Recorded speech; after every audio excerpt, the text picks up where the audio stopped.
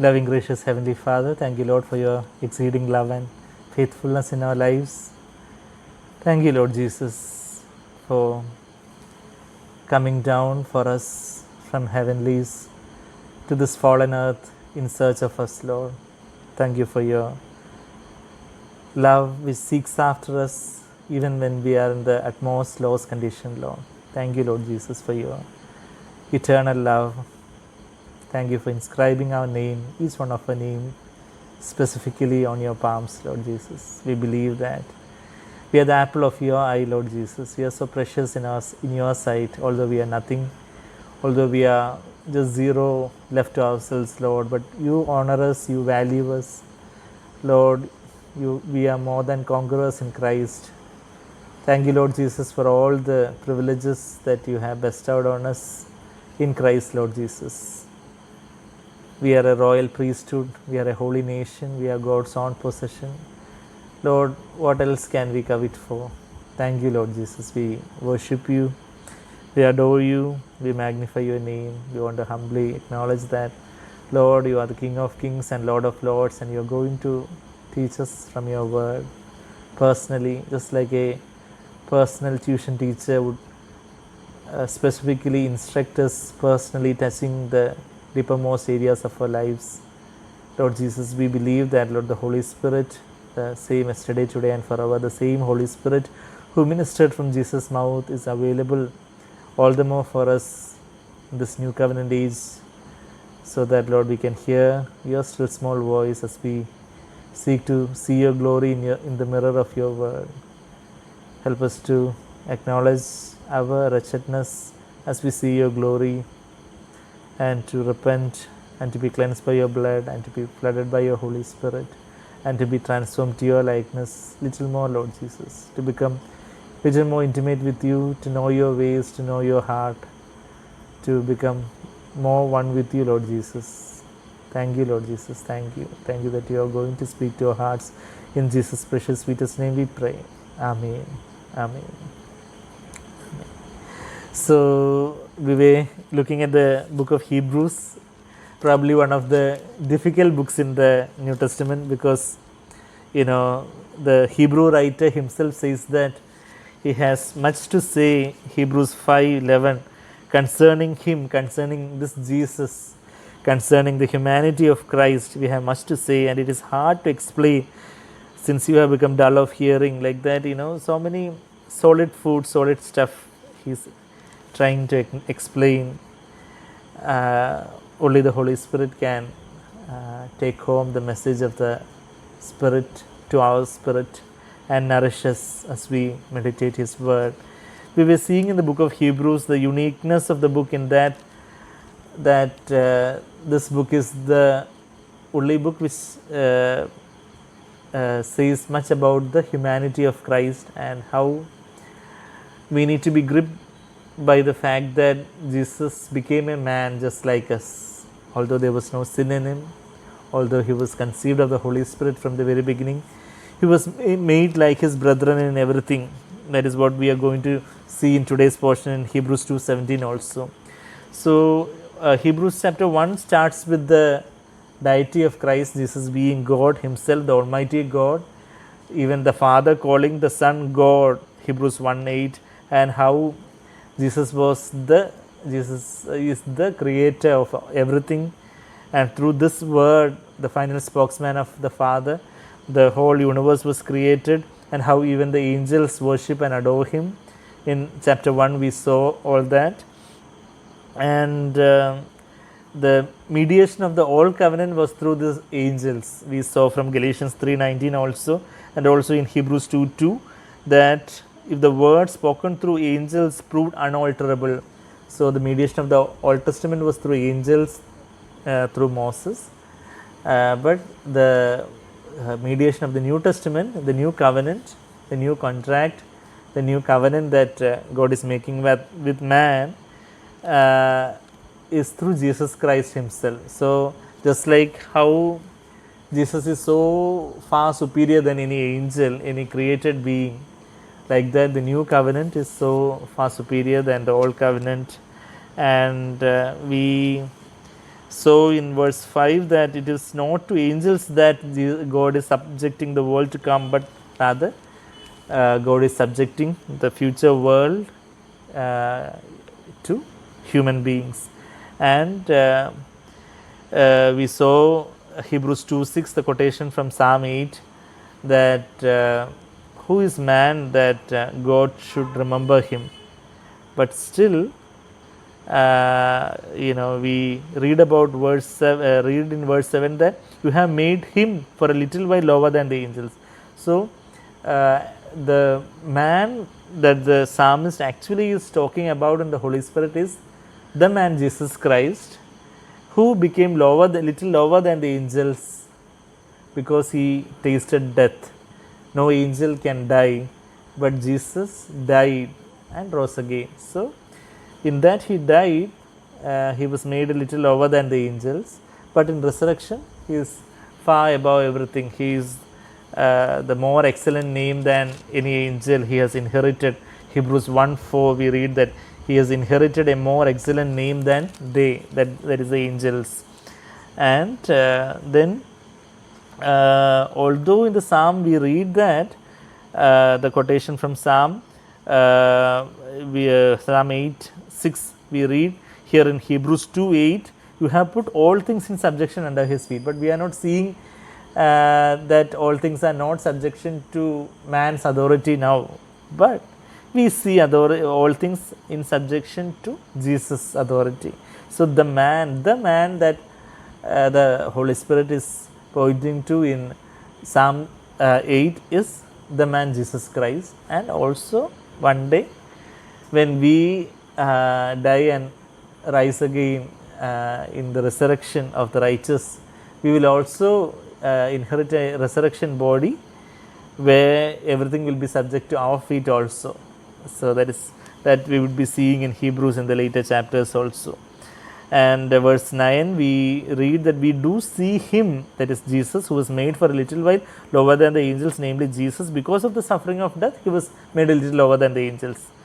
And but he was even the death in God's eyes, we can say that the death of Jesus was crowned with glory and honor, although it was not so in man's eyes. It was a very shameful, deplorable thing in man's eyes, but in God's sight even the death of Christ was crowned with glory and honor. And of course in resurrection he is crowned with glory and honor, so that by the grace of God he might taste death for everyone. So Jesus tasted death for everyone, not just for believers but for even unbelievers, unlike what the Calvinists say.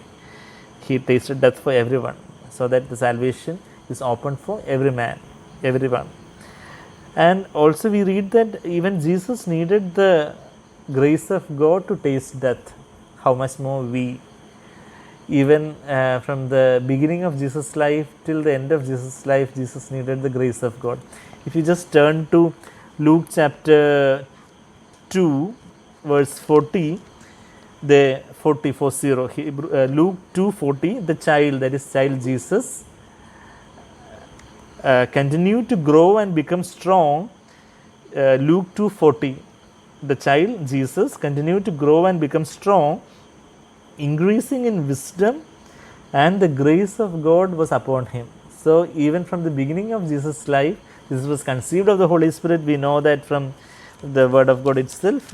Luke 1:35, the angel is telling Mary, Holy Spirit will come upon you and the power of the Most High will overshadow you, and for that reason the Holy Child shall be called the Son of God. So Jesus was conceived of the Holy Spirit in Mary's womb, and we know grace is the power of the Holy Spirit. And even as Jesus began to grow as a child, he needed the grace of God, because Jesus humbled himself to the utmost. God gives grace to the humble, and the grace of God was upon Jesus. That is what we read in Luke 2:40. And till the last moment of Jesus' earthly life, when he tasted death on the cross, Jesus tasted death on the cross by the grace of God. That's why even in those last hours, while he was wincing with pain on the cross, he could forgive those who were making fun of him. Father, forgive them, for they do not know what they are doing. We read that in Luke's Gospel. Luke 23. And that is the one that moved that one thief on one side to repentance. Oh, this man is forgiving, how gracious, how even with the, even in that excruciating pain, even the word excruciating comes in English from the word cross. Excruciating, that means, cruciate means cross like, excruciating means as from the cross. So even the language acknowledges that the greatest pain was on the cross. Excruciating pain, that is an expression in English. So we cannot imagine the depth of pain and agony. Not just the physical pain and agony, but much more than that, the wrath of God, the hellfire, the eternal hellfire, the punishment of my sin, your sin, everyone's sin was upon our beloved Savior, our beloved bridegroom Jesus, and he tasted death by the grace of God. Even in those last hours, he needed God's power to taste death. But those 3 dark hours, Jesus was separated from the Father. He is crying out, my God, my God, why have you forsaken me? He is not calling God as Father there, but my God, why have you forsaken me? And those 3 dark hours when he was suffering the hellfire, of course, Jesus was forsaken by the Father. But before that and after, after suffering the full punishment, finally Jesus said, it is finished. So that time he again commits himself to the Father. Again he says, my Father, I commit my spirit to you. There also the Father-Son relationship was restored back after those 3 dark hours. And he committed his spirit to the Lord Jesus, and the veil of the temple was torn from top to bottom. So Jesus needed the grace of God from the beginning of his life till the end of his life. And we also in our Christian life, just like Jesus was born of the Spirit in Mary's womb, he was conceived of the Holy Spirit and born of the Holy Spirit right from the very beginning of his earthly life. When we are born again, we are born of the Holy Spirit. So to not with the, he was not made like the children of Adam in everything, but he was made like his brethren. That is what we read in Hebrews 2:17, which we are going to look at today. So he was made like his brethren in everything. That means like all the children of God. His brethren means the brothers and sisters of Christ, the children of God. Just like it is, just like when we are born again, we are born of the Holy Spirit. Just like the corollary in Jesus' life would be Jesus being born, we are being born again. So Jesus didn't have to be born again because Jesus was there was no old man, or that the mindset to continue in sin was not there in Jesus, because he was conceived of the Holy Spirit. And coming back to Hebrews chapter 2:9, the grace of God, he might taste death for everyone. Then verse 10 onwards is our today's portion. Verse 10 says that, for it was fitting for him, for whom are all things and through whom are all things, in bringing many sons to glory, to perfect the author of their salvation through suffering. So it was fitting for him, that is the Father, God, for whom are all things. So all things are for God and through whom are all things. All things that are valuable in eternity will be through God and from God, through God and to God. Romans 11:6 we read there. So whatever is of value in eternity will be from the prompting of the Father, through the power of the Holy Spirit, for the glory of the Lord. And from God, through God and to God are all things. And so it was fitting for the Father in bringing many sons to glory, many sons and daughters to glory. So many sons and daughters, including we people, God is taking to glory in the resurrection, and in how to perfect, in the process of bringing many sons to glory, what did God do? He perfected the author of our salvation through sufferings. So through sufferings, we saw that suffering, whether it is trial or temptation, Jesus said no to his own will, and he suffered and he became perfect. Not that The word perfect means complete. So when Jesus was in heaven as the Word of God from all eternity, his will was the same as the Father, and he didn't have anyone to obey or to submit to. But when he came as a man, he learned obedience, and he suffered in that which he obeyed. We read that in Hebrews 5:8 also. So, God is perfecting us through sufferings. The author of our salvation, the author and finisher of our faith, Jesus Christ, is perfected through sufferings. And we also are perfected, or we are also made complete through sufferings when we die to ourselves in the daily temptations and trials of our life. When we die to ourselves and say that, Lord, I humble myself under your mighty hand.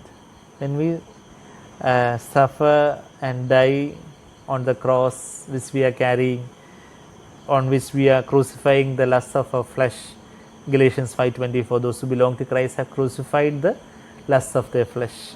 So we crucify the lusts and desires of our flesh on the cross in which we daily carry, and we are being perfected in that same way of the cross which our Master has gone ahead of us. He is a forerunner. He has trodden this path before me, and I can see his bloodstained path, bloodstained footsteps. When I am tempted, when I face trials in my life, I can humble myself and say that, Lord, I do not want to do my will here. I want to die to myself. I want to embrace your will and the Holy Spirit. When I really surrender myself like that, the Holy Spirit will come and flood my heart, and I'll be empowered to do God's will there. Whether it is to forgive other people, whether it is to speak back gently when I'm being provoked to become angry, when I'm empowered to overcome the lusts of the flesh in the sexual temptations and all, whether the empowerment not to become anxious but to rejoice in the Lord always, instead of complaining and murmuring, whatever be the temptation. When I am tempted to become judgmental and look down upon other people and to exalt myself, to die to myself and say that the Lord, the Master of my life, He is the creator of the whole universe, and He came and emptied Himself and became like a criminal on the cross. So Lord, what have I to glory in? And I can die to myself and humble myself. So what the author of this author of our salvation is perfected through sufferings, and God is bringing us to glory, more and more glory. Not only in the resurrection, we are in the resurrection literally we will be having a glorified body, but when we are on this earth itself, we are called to be transformed from one degree of glory to another. 2 Corinthians 3:18. When we become more like Christ, we are receiving an eternal weight of glory. That is what we read in 2 Corinthians 4:17. The momentary light afflictions. For many years I thought that momentary light afflictions refers to the external trials and difficulties that we face. Of course, that is there, but not only the external trials and difficulties, but the inner suffering during temptation, that also is there, included there. The momentary light affliction. When I say no to my flesh, there is a light, momentary. It is a momentary, for a moment only it is there. It's a transient, it's a light, it is not very heavy. It's an affliction, but what it produces, 2 Corinthians 4:17, it produces for us an eternal weight of glory. Just the opposite of those three words. Momentary, the opposite is eternal. Light, the opposite is weight. Affliction, the opposite is glory. So when we are suffering, it is a momentary light affliction, but that produces for us an eternal weight of glory, not only in eternity, but in this, when we are living on this earth itself, we will have a more glory in our spirit. That means we become more like Christ in our character, in the way we speak, in the way we deal with others, in the way we deal with money, the way we deal with opposite gender, in the way we look at earthly things and perspective. More of an eternal weight of glory we'll have. from glory to glory. You know, the same 2 Corinthians 3:18, just the continuation of that only, the Paul is saying that outer man is being decaying, outer man is decaying every day, but the inner man is being renewed. The outer man is that earthen vessel, verse 7, that is that the strong self will is being broken and crushed through many difficulties, verse 8 and 9, afflicted in every way, not crushed, perplexed, not despairing, persecuted, not forsaken. Like that, the outer man is decaying, but the inner man is being renewed. While verse 18, while we look at the things that are unseen, not at the when we are not looking at the things which are seen, but at the things which are not seen. For the things which are seen are temporary, temporal, but the things which are not seen are eternal. The things which are not seen, the heavenly things, the Lord Jesus who is unseen, He is the eternal one, and I am looking at Him. I am fixing my eyes upon Jesus, the author and finisher of my faith, and I am suffering. Momentary light affliction is there, but there is an eternal weight of glory. There is a death in that affliction, but there is a glory, there is a resurrection life. And that is the the same message all through the Bible we read there. So that is what just like Jesus, the author of our salvation,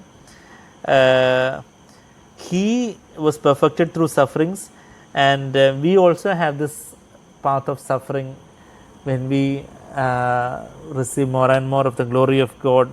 We are bringing many sons to glory. For many years, when I look at that verse, Hebrews 2:10, in bringing many sons to glory, I was always thinking of the resurrection glory. But now when I am seeing this verse, I can understand that it is not only the resurrection glory, but also when I am walking on this earth today, when I become more like Christ, I am brought to little more glory in Christ.